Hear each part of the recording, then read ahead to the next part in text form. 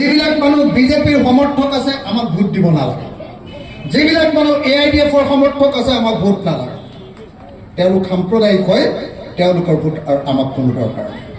আমাক সেই সকল মানুহৰ ভোট লাগে যি নিজকে হিন্দু বুলি বা মুছলমান বুলি পৰিচয় নিদিয়ে, যি কয় যে মই অসম মাতৃৰ সন্তান, আমি অসমীয়াকৈ জীয়াই থাকিবলৈ আহিছো, আমি অসমখনক শান্তিৰে সম্প্ৰীতিৰে আগবঢ়াই লৈ যাবৰ কাৰণে বদ্ধপৰিকৰ।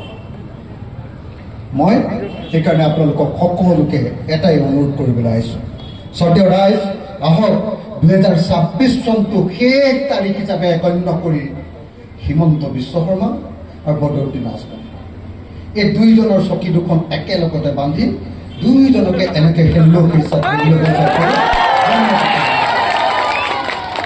ব্ৰহ্মপুত্ৰলৈ দলিয়াই দি তেওঁলোক ইয়াৰ পৰা ধুবুৰী হৈ একদম মানকাছাৰ হৈ তেওঁলোক গুচি যাওক বাংলাদেশলৈ, তাতে যি ৰাজনীতি কৰি থাকক, আমাৰ ইয়াত আৰু হিন্দু মুছলমানৰ ৰাজনীতি নালাগে।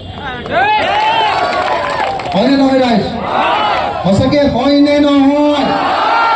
যদি হয়, মই সকলোকে বিজেপি আৰু AIDF এই দুইটা পাৰ্টি খেদিব লাগে বুলি এবাৰ জোৰকে হাততালি বজাবৰ কাৰণে অনুৰোধ কৰিছোঁ।